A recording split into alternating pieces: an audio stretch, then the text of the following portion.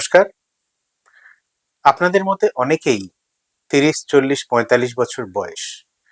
আপনারা জিম করেন, নিজের শরীর সম্পর্কে সচেতন, স্বাস্থ্য ভালো রাখেন। আপনাদের মধ্যে এই চিন্তাটা আসতেই পারে যে এই বয়সে এতটা যদি আপনি ফিটনেস লেভেল মেনটেন করেন, আপনার কি কার্ডিয়াক চেকআপ দরকার? হার্টের চেকআপ তো বয়সকালে বেশি হয়, তাদের অসুবিধেগুলো সেখানে হার্টের চেকআপ বেশি দরকার হয়। কিন্তু আজকাল দেখা যাচ্ছে যে ৩০-৪০ বছর বয়সের মানুষদের মধ্যে এই হার্ট অ্যাটাকের প্রবণতা কিন্তু অনেকটাই বেড়ে গেছে আগের থেকে।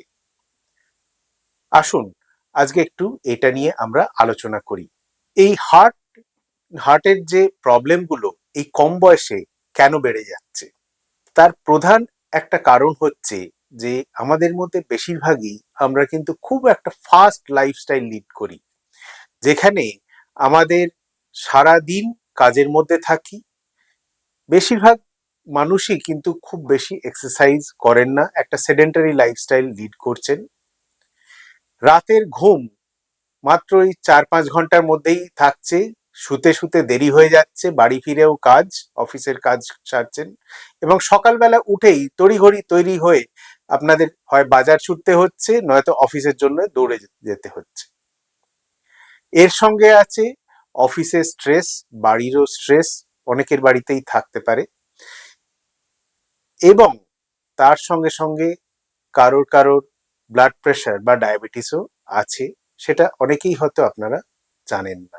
এই কারণগুলো যদি আপনি অ্যানালাইজ করেন তাহলে দেখবেন যে এইগুলো কিন্তু সবকটাই আপনার হার্টের ওপর এফেক্ট করে, এবং যাদের একটা জেনেটিক প্রিডিসপোজিশন আছে বা যাদের family history of heart disease আছে, তাদের ক্ষেত্রে তো অনেকটাই বেশি, তাদের মধ্যে হার্ট ডিজিজ হওয়ার চান্সেস অনেকটা বেড়ে যায়। তাহলে আমরা কি করতে পারি আমাদের এই হার্টের প্রবলেম কম বয়সে যাতে আমাদেরকে গ্রাস না করে, বা গ্রাস করতে যাওয়ার আগে আমরা তাকে আটকাতে পারি কিভাবে?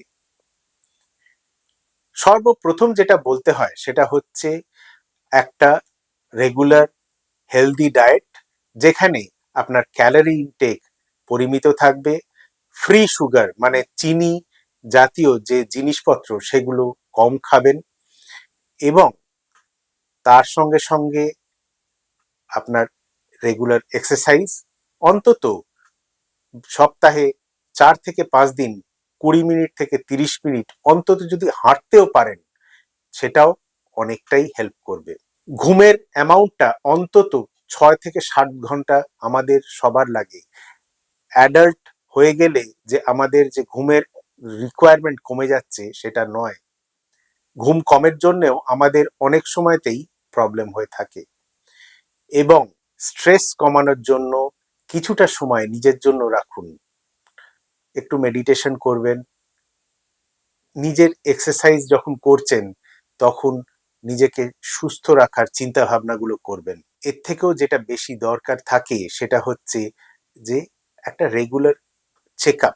হঠাৎ চেকআপের কথা কেন বলছি, তার কারণ এই হার্ট ডিজিজ কখনো কাউকে বলে আসে না, সেজন্যে একটা চেকআপের বছরে অন্তত একবার আপনার ডাক্তারের পরামর্শ নিয়ে কিছু কিছু টেস্ট, যেরকম ইসিজি, ইকোকার্ডিওগ্রাফি, হল্টার মনিটরিং বা ট্রেডমিল টেস্ট, যেখানে আপনার দৌড়তে দৌড়তে আপনার ইসিজি চেঞ্জগুলো দেখা হয়, সেগুলো দেখা খুব দরকার। এবং যাদের family history of heart disease আছে তাদের কিন্তু করোনারি সিটি অ্যাঞ্জিওগ্রামও আমরা বলে থাকি। এছাড়া আপনার যদি কোনো রকম অসুবিধে হচ্ছে, যেমন ধরুন একটা বুকে অস্বস্তি, বা আগে যতটা এক্সারসাইজ করে টায়ার্ড হয়ে যেতেন তার থেকে আরো অনেক তাড়াতাড়ি আপনি টায়ার্ড হয়ে যাচ্ছেন, একটা প্যালপিটেশন হচ্ছে একটুখানি এক্সারসাইজ করলেই, শ্বাসকষ্ট হচ্ছে সিঁড়ি দিয়ে উঠতে গেলে, এই রকম সিমটমস গুলো যখনই আসছে, সঙ্গে সঙ্গে কিন্তু বি ভেরি অ্যালার্ট যে আপনার হার্টের অসুবিধে হতে পারে।